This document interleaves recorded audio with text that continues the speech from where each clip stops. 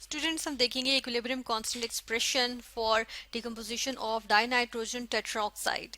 ठीक है, यहाँ पर हम देखेंगे डाइनाइट्रोजन टेट्राऑक्साइड की डिकम्पोजिशन किस तरह से होती है।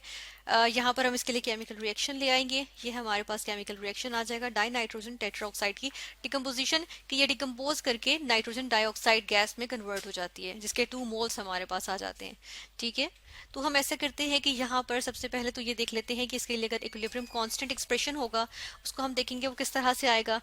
ये हमारे पास इसके लिए इक्विलिब्रियम कांस्टेंट एक्सप्रेशन आ जाएगा, जिसमें हम देख रहे हैं कि हमारे पास इक्विलिब्रियम कांस्टेंट जो है, सॉरी एक्सप्रेशन नहीं है, ये हम देख रहे हैं कि इक्विलिब्रियम कांस्टेंट की हम रिप्रेजेंटेशन इस तरह से कर रहे हैं कि देखिए हमारे पास सॉरी न्यूमरेटर में जो हमारे पास आएगा वो कंसंट्रेशन आएगी किसकी, प्रोडक्ट की। ठीक है, और हम देख रहे हैं कि इसके साथ जो मोल्स हैं उसकी पार वो पार की फॉर्म में आ जाएगा, यानी कि स्क्वायर हो गया ये।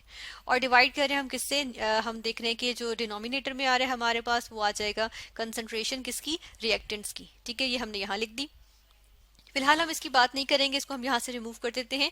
और हम यहाँ पर बात किसकी करेंगे, हम यहाँ पर बात करेंगे कि हम सबसे पहले देख लेते हैं कि हमारे पास इनको एक्सप्रेशंस लाने के लिए डिफरेंट टर्म्स हमें लिखनी होंगी। ठीक है, तो हम इसको कुछ इस तरह से स्टार्ट लेंगे कि जब टाइम जीरो था, ठीक है, at time is equal to 0 seconds, तो हम देखते हैं कि हमारे पास N2O4 के हमारे पास हम सपोज कर लेते हैं कि A मोल्स मौजूद थे। ठीक है, A मोल्स मौजूद थे। और हम देख लेते हैं साथ के साथ ये कि हम सपोज करेंगे, क्योंकि ऑब्वियस है कि जीरो टाइम पे, यानी कि जब हम टाइम स्टार्ट करें तो रिएक्शन मिक्सचर में हमारे पास सिर्फ N2O4 मौजूद होगा, नाइट्रोजन डाइऑक्साइड मौजूद नहीं होगा। तो हम देखते हैं कि इसके क्या है, 0 मोल्स थे। ठीक है, इस तरह से हमने लिख दिया। लेकिन हम देखते हैं कि इक्विलिब्रियम पे, ठीक है, यानी कि हम लिखेंगे एट टाइम, कौन सा टाइम, इक्विलिब्रियम वाला टाइम। ठीक है, ई क्यू लिखेंगे। तो उस पे क्या था, उस पे हमारे पास जो है हम देखते हैं कि हमारे पास आ जाते हैं NO2 के मोल्स। ठीक है, तो हम देखते हैं कि यहाँ पे आ जाएंगे क्या, 2x आ जाएगा।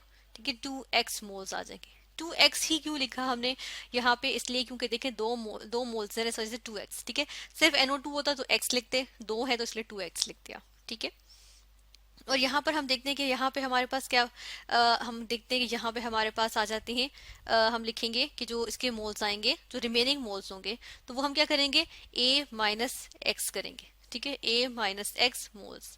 अच्छा, ये हम देखेंगे कि A माइनस एक्स मोल्स हमने क्यों किया, क्योंकि यहाँ पर हमारे पास बेसिकली क्या है, यहाँ पे हमारे पास NO2 के दो मॉलिक्यूल्स हैं। हम इसको ये भी समझ सकते हैं कि ये वाली चीज कुछ इस तरह से, NO2 के मॉलिक्यूल्स, दो मॉलिक्यूल्स हैं। ठीक है, इस तरह से ऐसे ही है ना, या NO2 के एक मोल दूसरा मोल, इस तरह से।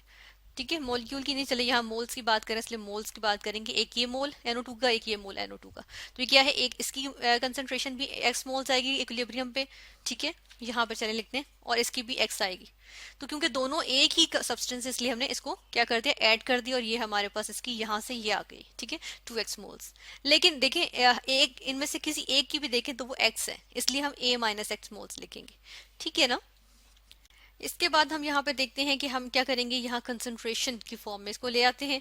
कंसंट्रेशन की फॉर्म में लाने के लिए देखें, इसको हम करेंगे डिवाइडेड बाय v, और जो 2x है इसको हम क्या करेंगे, डिवाइडेड बाय v। ठीक है, यानी कि मोल्स को पर यूनिट वॉल्यूम करेंगे तो हमारे पास क्या चाहिए, कंसंट्रेशन। तो ये कंसंट्रेशंस बना दी हमने। ठीक है, तो इसी तरह जो इनके यहाँ पर हमने मोल्स लिखे हुए हैं, इनके नीचे क्या आ जाएगा, वॉल्यूम की वजह से डेसीमीटर क्यूब, और यहाँ पे भी मोल्स के नीचे डेसीमीटर क्यूब आ जाएगा। ठीक है, ये कंसंट्रेशंस की फॉर्म में आ गए।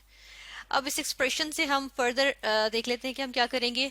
हम वापस अपना इक्विलिब्रियम कांस्टेंट के की रिप्रेजेंटेशन लेकर आएंगे, जो उसके लिए फॉर्मूला है।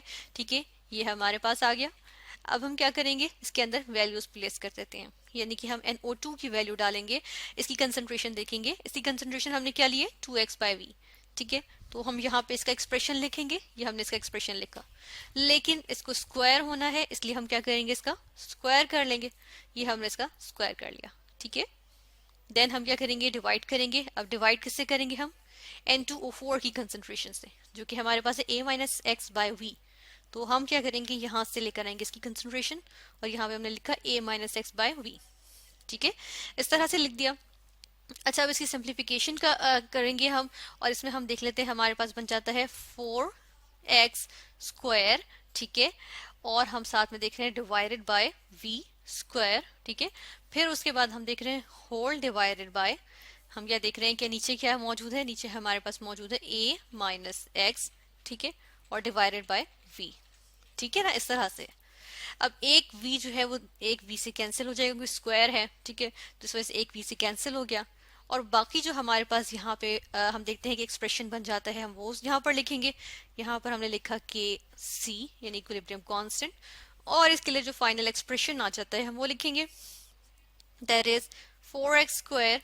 अब देखिए न्यूमिनेटर के डिनोमिनेटर में जो चीज होगी वो एक्चुअल डिनोमिनेटर में चली जाएगी, तो ये v जो है वो एक्चुअल डिनोमिनेटर में चला जाएगा। तो हम देखते हैं 4x स्क्वायर डिवाइडेड बाय, यहाँ पर हम नीचे लिखेंगे a माइनस एक्स, ठीक है, ये इस तरह से आ जाएगा।